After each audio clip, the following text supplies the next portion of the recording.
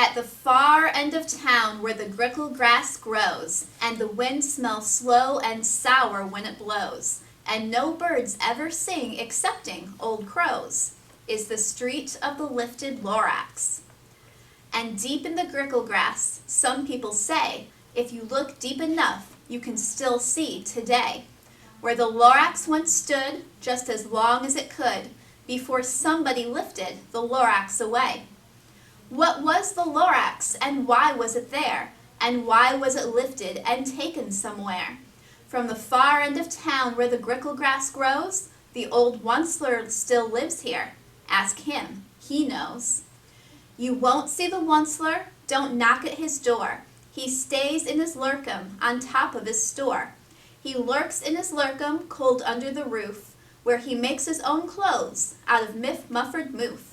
And on special dank midnights in October, he peeks out of the shutters, and sometimes he speaks, and tells how the Lorax was lifted away. And he'll tell you perhaps, if you're willing to pay. Hello everyone, I'm the Once Lorax, and now I'll tell you how the Lorax got lifted and taken away. It all started way back, such a long, long time back. Way back in the days when the grass was still green and the pond was still wet and the clouds were still clean. And the song of the Swami Swans rang out in space.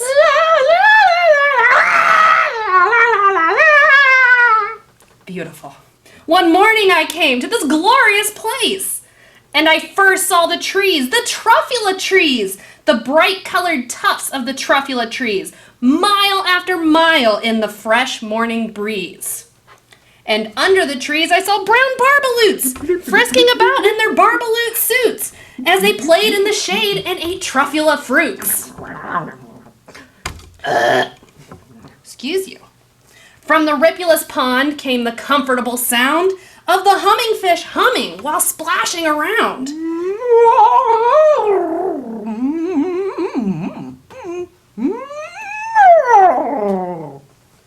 But those Truffula trees, all my life I'd been searching for trees such as these. The touch of their tufts was much softer than silk, and they had the sweet smell of fresh butterfly milk. I felt a great leaping of joy in my heart. I knew just what I'd do. I unloaded my cart. In no time at all, I'd built a small shop, and then I chopped down a Truffula tree with one chop. And with great skillful skill and great speedy speed, I took the soft tuft and I knitted a thneed. The instant I'd finished, I heard a gazump. I looked. I saw something pop out of the stump of the tree I'd chopped down. It was sort of a man. Describe him? That's hard. I don't know if I can. He was shortish and oldish and brownish and mossy, and he spoke with a voice that was sharpish and bossy. Mister! He said with a sawdusty sneeze. I am the Lorax, and I speak for the trees. I speak for the trees have no tongues, and I must use her at the top of my lungs. He was very upset as he shouted and puffed. What is that thing you made out of my Truffula tuft? Look, Lorax, I said, there's no cause for alarm. I chopped just one tree. I'm doing no harm. I'm being quite useful. This thing is a thneed. A thneed's a fine something that all people need. It's a shirt, it's a sock, it's a glove, it's a hat. But it has other uses, yes, far beyond that. You can use it for carpets, for pillows, for sheets, or curtains, or covers for bicycle seats. Sir, you are crazy with greed. There is no one on earth who would buy that fool's need. But at that very next minute, I proved he was wrong. For just at that minute, a chap came along, and he thought the thneed I knitted was great. He happily bought it for $3.98. This thneed is great. I laughed at the Lorax. You poor silly guy! You never can tell what some people will buy. I repeat, I speak for the trees. I'm busy, I told him. Hush up if you please. I rushed across the room and in no time at all, built a radio phone. I put in a quick call. I called all my brothers and uncles and aunts, and I said, listen here. Here's a wonderful chance for the whole Once Lorax family to get mighty rich. Get over here fast. Take the road to North Niche, turn left at Weehawken, and a sharp right at South Stitch. Okay, where's the GPS? And in no time at all in the factory I built, the whole Once Lorax family was working full tilt. We were all knitting thneeds just as busy as bees to the sound of the chopping of Truffula Trees. Then, oh baby, oh how my business did grow. Now chopping one tree at a time, it was too slow. So I quickly invented my super axe hacker, which whacked off 4 Truffula trees and 1 smacker. We were making thneeds 4 times as fast as before, and that Lorax, the very next week, he knocked on my new office door. I am the Lorax. I speak for the trees, which you seem to be chopping as fast as you please. But I'm also in charge of the brown barbaloots. Get up here, kiddo. Who played in the shade in their barbaloot suits and happily lived eating truffula fruits. But now, thanks to you hacking my trees to the ground, there's not enough truffula fruit to go around. And my poor barbaloots are all getting the crummies because they have gas and no food in their tummies. Oh, I don't feel good. I don't feel very good. They love living here, but I can't let them stay. They have to find food, and I hope that they may. Good luck, kiddo. Bye. Bye. And he sent them away. I felt sad as I watched them all go, but business is business and business must grow, regardless of crummies and tummies, you know. I meant no harm, I most truly did not, but I had to grow bigger, and so bigger I got. I biggered my factory, I biggered my roads, I biggered my wagons, I biggered the loads. I was shipping them forth to the south, to the east, to the west, to the north. I went right on biggering, selling more thneeds, and I biggered my money, which what everyone needs. Then he came back. I was fixing some pipes when that old nuisance Lorax came back with more gripes. I am the Lorax. He coughed and he whiffed. He sneezed. He snuffled. He snargled. He sniffed.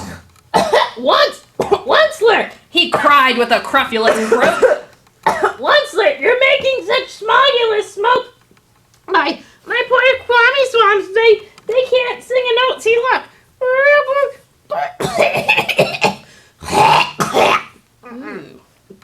They can't sing a note. No one can sing with a smog in his throat. And so, please pardon my cough. They cannot live here, so I'm sending them off. I know what you're asking. Where will they go?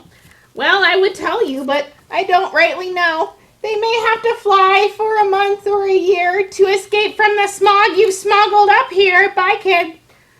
Ugh. And once more! He snapped. His dander was up. Let me say a few words about Gluppity-Glup. Your machinery chugs on day and night without stop, making Gluppity-Glup and Sloppity-Slop. And what do you do with this leftover goo? Well, I'll show you, you dirty old Once-Lorax man, you. You're glumping the pond where the humming fish hummed. No more can they hum, for their gills are all gummed. Nope. So I'm sending them off. Oh, their future is dreary. They'll have to walk on their fins and get woefully weary in search of some water that isn't so smeary. I hear things are just as bad up in Lake Erie. And then I got mad. I got terribly mad. I yelled at the Lorax, now listen here, Dad. All you do is yap, yap, yap and say bad, bad, bad, bad. Well, I have my rights, sir, and I'm telling you, I intend to go on doing just what I do. And for your information, you stick in the mud, you, here's what I'm thinking. Now you'll really boo-hoo. I'm figuring on biggering and biggering and biggering and turning more Truffula trees into the needs, which everyone needs. And at that very moment, we heard a loud whack. From outside in the fields came that sickening smack of an axe on a tree. And we heard the tree fall. The very last Truffula tree of them all. No more trees, no more needs, no more work to be done. So in time, my uncles, my aunts, everyone, all waved me goodbye. They jumped into my cars and they drove away under the smoke-smuggered stars. Let's get out of here. Bye. Now, all that was left neath the bad-smelling sky was my big empty factory, the Lorax, and I. The Lorax said nothing, just gave me a glance. He just gave me a very, very sad backward glance as he lifted himself by the seat of his pants. And I'll never forget the grim look on his face when he hoisted himself and took leave of this place through a hole in the smog without leaving a trace. And all that the Lorax left here in this mess was a small pile of rocks with the one word, unless. Whatever that meant, I just couldn't guess. That was long, long ago, but each day since that day, I've sat here and worried away. Through the years when my buildings have all fallen apart, I've worried about it with all of my heart. But now that you're here, the word of the Lorax seems perfectly clear. Unless someone like you cares a whole awful lot, nothing is going to get better. It's not. So here, it's a Truffula seed. It's the last one of all. You're in charge of the last of the Truffula seeds, and Truffula trees are what everyone needs. Plant a new Truffula, treat it with care, give it clean water and feed it fresh air, grow a forest, protect it from axes that hack. And all the Lorax and all of his friends may come back.